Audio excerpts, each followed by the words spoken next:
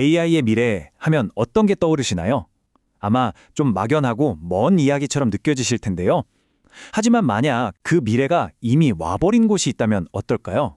오늘 이 이야기에서는 아주 오래된 게임, 바둑의 세계를 통해서 AI가 가져온 충격과 그 교훈을 한번 깊이 들여다보겠습니다. 시작하기에 앞서 이 충격적인 한마디부터 보시죠. 역사상 가장 위대한 바둑 기사 중 한 명인 이세돌 구단이 AI와 대결한 뒤에 남긴 말입니다. 도대체 뭐가 수백 년 동안 쌓아올린 인간의 지혜를, 그 천재성을 하루아침에 그냥 과거의 유물로 만들어버린 걸까요? AI가 준 진짜 충격을 이해하려면요. AI가 이미 몇 년 전에 완전히 정복해버린 한 세계로 가봐야 합니다. 바로 프로바둑의 세계죠.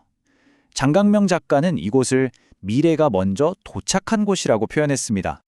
자, 2016년으로 한번 돌아가 보죠. 구글의 알파고와 이세돌 구단이 맞붙었을 때 인간 전문가들의 첫 반응이 어땠는지 아세요? 바로 이랬습니다. 당대 최고의 기사들이었던 해설가들은 알파고가 두는 수를 도저히 이해할 수 없는 명백한 실수라고 판단했죠. 그런데 정말 아이러니한 건요. 인간의 눈에는 명백한 실수로 보였던 바로 그 수들 때문에 오히려 알파고가 판을 완전히 장악하기 시작했다는 거죠. 처음에 자신만만했던 해설가들의 목소리는요, 점점 혼란에 빠지더니 결국엔 시청자들에게 사과까지 하게 됩니다. 아, 이게 실수가 아니었구나. 우리가 이해조차 할 수 없는 훨씬 더 높은 차원의 전략을 보고 있었던 거구나 하고 깨달은 거죠. 이건 그냥 이기고 지고의 문제가 아니었어요. AI가 말 그대로 바둑의 역사를, 그 판 자체를 새로 써내려 간 겁니다. 수백 년에 걸쳐서 인간이 쌓아올린 바둑 전략의 근간이, 그 수많은 정석들이 사실은 틀렸다는 게 증명된 순간이었죠. 그러니까 핵심은 이거예요. 프로 기사들이 깨달은 거죠. 아, 이제 살아남으려면 지금까지 내가 알고 있던 모든 걸 그냥 싹 다 버려야 하는구나. 이건 뭐 완전한 패러다임의 전환이었습니다. 물론 처음부터 이걸 다 받아들인 건 아니었죠. 당연히 저항이 있었습니다. 많은 기사들이 AI는 흉내낼 수 없는 우리 인간만의 바둑을 두겠다, 이렇게 선언하기도 했고요.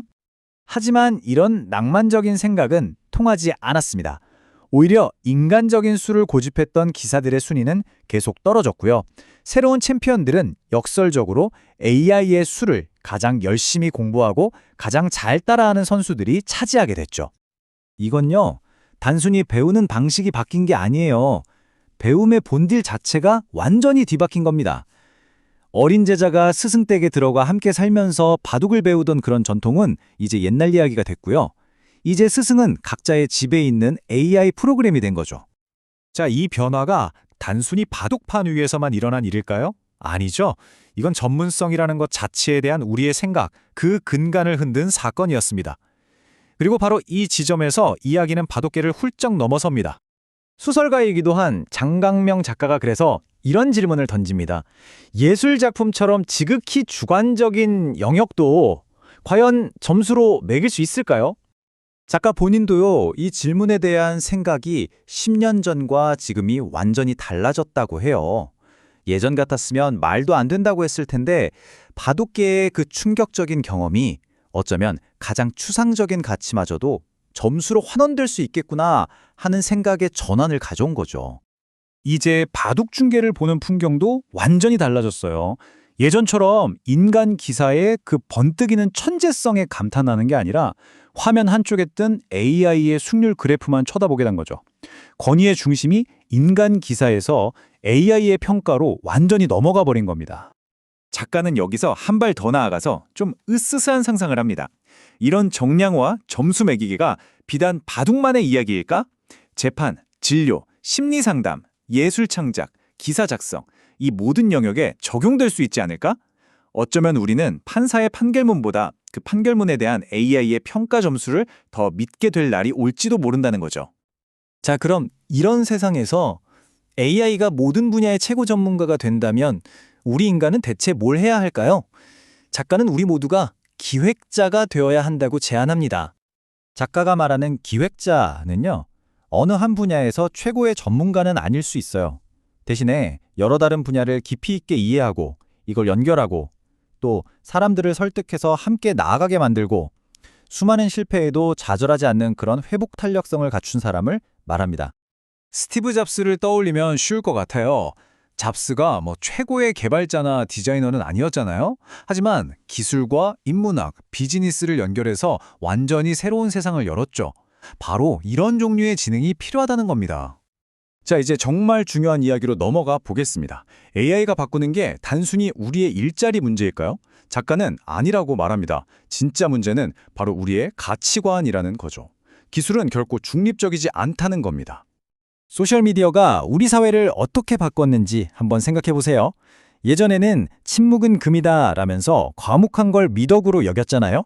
근데 지금 SNS 세상에서는요. 침묵하면 그냥 존재감이 없는 사람이 되죠. 시끄럽게 반응하고 자기를 드러내야만 관심을 받고 성공하는 시대가 됐습니다. 기술이 이렇게 사회가 보상하는 가치를 바꿔버린 거예요. 소셜미디어가 우리 사회의 가치를 이 정도로 바꿔놓았다면 앞으로 AI가 몰고 올 파장은 정말 상상조차 할 수 없을 정도로 거대할 거라고 작가는 경고합니다. 그래서 작가가 정말 강조하는 게 이겁니다. 일이 터지고 나서 수습하려고 하면 이미 늦는다는 거예요. 마치 옛날 계몽주의 사상가들이 국가가 만들어지기도 전에 삼권 분립 같은 개념을 먼저 설계했듯이 우리도 이 새로운 세계에 필요한 윤리적 개념들을 선제적으로 발명해야 한다는 거죠. 그러니까 이미 일어난 일을 뒤에서 분석하고 반성하는 인문학이 아니라 앞으로 올 세상을 미리 설계하고 필요한 개념들을 발명해내는 그런 미래지향적이고 강력한 인문학이 지금 절실하다는 이야기입니다. 오늘의 이야기는 우리에게 아주 근본적인 질문 하나를 남깁니다. 다가오는 AI 시대에 우리가 정말 목숨 걸고 지켜야 할 그 가치의 이름은 과연 무엇일까요? 어쩌면 그 이름은 아직 이 세상에 없을지도 모릅니다. 그리고 그걸 찾아내고 이름을 붙여주고 지켜내는 것이 바로 지금 우리에게 주어진 과제일 겁니다.